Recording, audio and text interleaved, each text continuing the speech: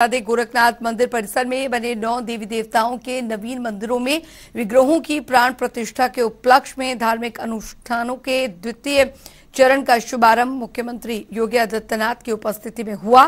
बता दें कि मुख्यमंत्री ने अधिकारी बाग स्थित प्राचीन मानसरोवर मंदिर में विधिवत से देवाधिदेव व महादेव का रुद्राभिषेक किया और साथ ही 5 कन्याओं को जल भरकर कलश सौंपकर कलश यात्रा का शुभारंभ भी किया। ये कलश यात्रा 21 मई तक होने वाली श्रीमद् भगवत पुराण कथा और साथ ही ज्ञान यज्ञ और साथ ही श्री लक्ष्मी नारायण महायज्ञ के लिए निकाली गई है। इस अवसर पर रथ पर विराजित सभी 9 नवीन देव विग्रहों की रथ यात्रा भी निकाली गई। यात्रा के गोरखनाथ मंदिर पहुंचने पर मुख्यमंत्री ने यज्ञशाला में कलश स्थापित किया और पंचांग पूजन किया।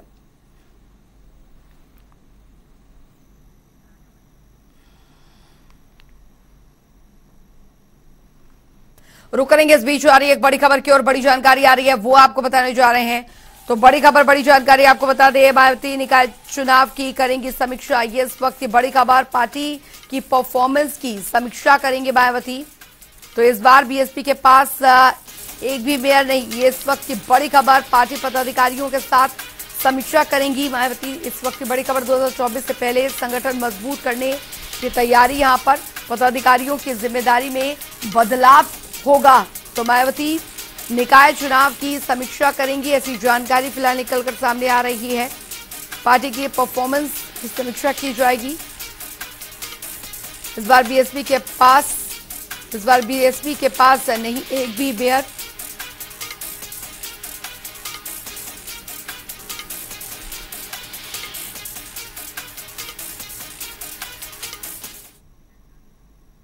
उधर भाजपा के लोकसभा 2024 के अभियान को लेकर समाजवादी पार्टी प्रवक्ता फखरुल हसन चांद का बयान सामने आया है। उन्होंने कहा है कि बहुत हुई महंगाई की मार, अब बीजेपी सरकार में आएंगे अच्छे दिन। इन सभी वायदों के साथ मोदी जी ने 2014 में सरकार बनाई थी और उसके बाद से ही उन्होंने सभी वायदों को भुला दिया। साथ ही आपको बता दें कि फखरुल हसन चांद ने कहा है कि जब तक मोदी जी जून में रैली करेंगे, जब तक उनसे जनता सवाल करेगी कि उन वायदों का क्या हुआ जो सरकार बनने से पहले किए गए थे।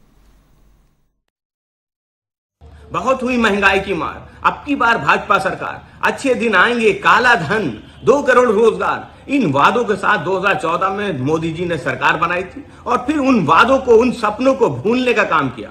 आज किसान, नौजवान वो परेशान है। किसान वो छुट्टा जानवरों से परेशान है, उनके खिलाफ काले कानून लाए जाते हैं और जनता वो दूध और दही पे टैक्स देने को मजबूर है। नौजवान वो आज रोजगार के लिए दर दर भटक रहा है और देश के प्रधानमंत्री जी जब उत्तर प्रदेश से अपने चुनावी अभियान की शुरुआत करेंगे तो देश और प्रदेश की जनता पूछेगी, गरीब छात्र नौजवान पूछेगा कि उन वादों का क्या हुआ, उन सपनों का क्या हुआ।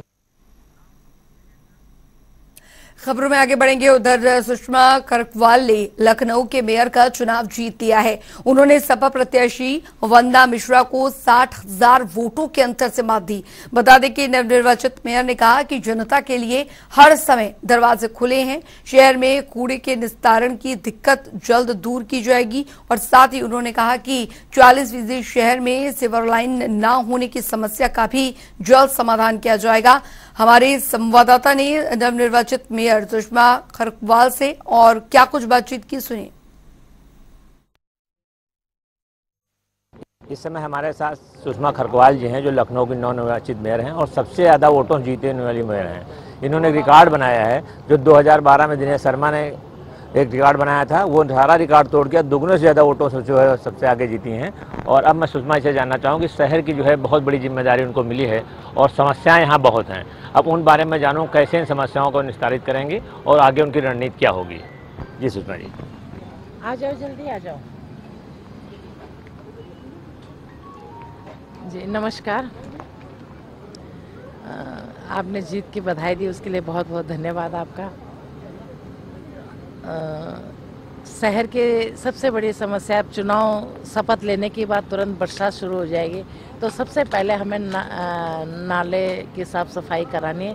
कोशिश ये करेंगे कि जल भराव न हो सबसे पहले। कूड़ा उठाने की बहुत समस्या आ रही है लखनऊ में भी, जो है आधे इलाकों में नहीं उठ रहा है, और कूड़ा निस्तारण की भी समस्या है, इससे कैसे निपटेंगी? इससे तुरंत बैठ करके सबसे पहले यही काम करेंगे, निस्तारण का काम करेंगे। कुछ कल नगर आयुक्त जी बता रहे थे, उस विषय में हम लोग अब बैठेंगे तो उस पर चर्चा करेंगे, और मैं पूरी ईमानदारी से हर काम करूँगी, और आपको साल भर के अंदर अंदर रिजल्ट मिलेगा कि हाँ मैं जो बोला है वो करूँगी।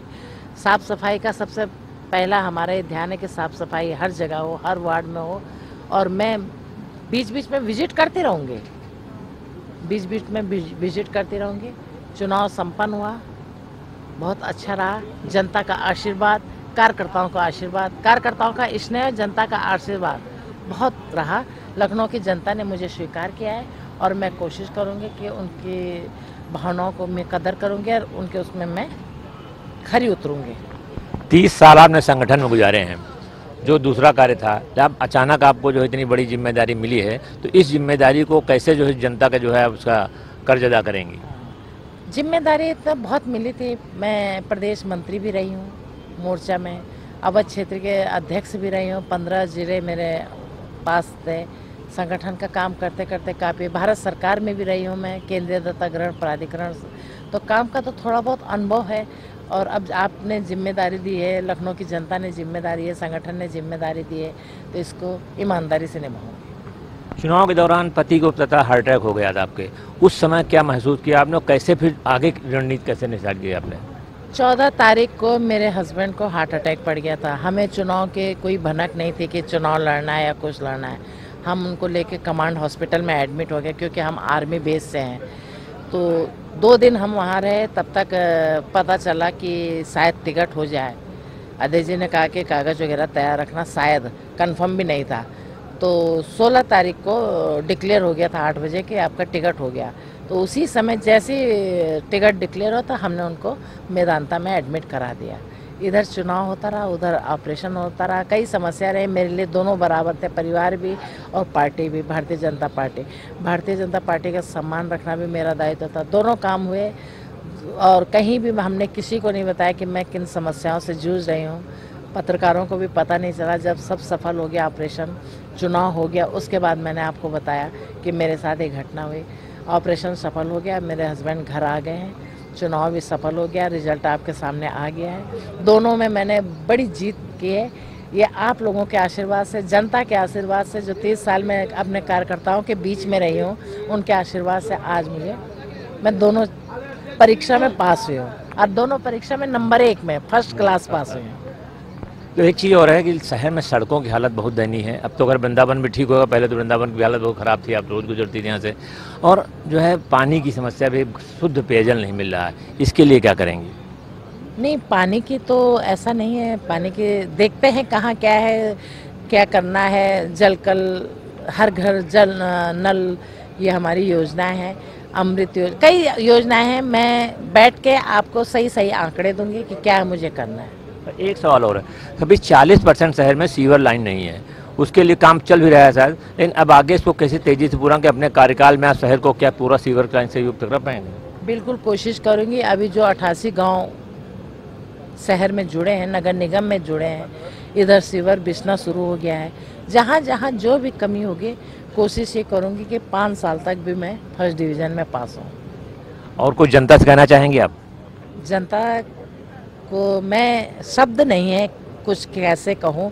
आज जनता के आशीर्वाद से आज मैं नगर निगम की कुर्सी में बैठी हूँ, और मैं आपके साथ हूँ, आपकी बहन हूँ, आपकी बेटी हूँ, आपकी दीदी हूँ। और जहाँ भी मैं, पहले मेरे लिए जनता है, पहले कार्यकर्ता है, उसके बाद और है। और मैं तो ये कहती हूँ कि मुझे सुषमा दीदी, महापौर की बजाय सुषमा दीदी करके पुकारे तो अच्छा लगता है।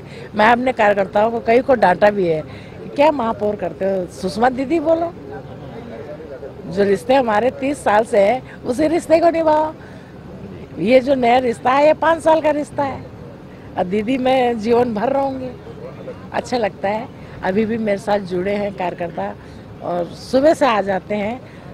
मतलब मुझे बहुत अच्छा लगता है कि कार्यकर्ता ये समझ रहे हैं कि वो स्वयं मेयर बने हैं।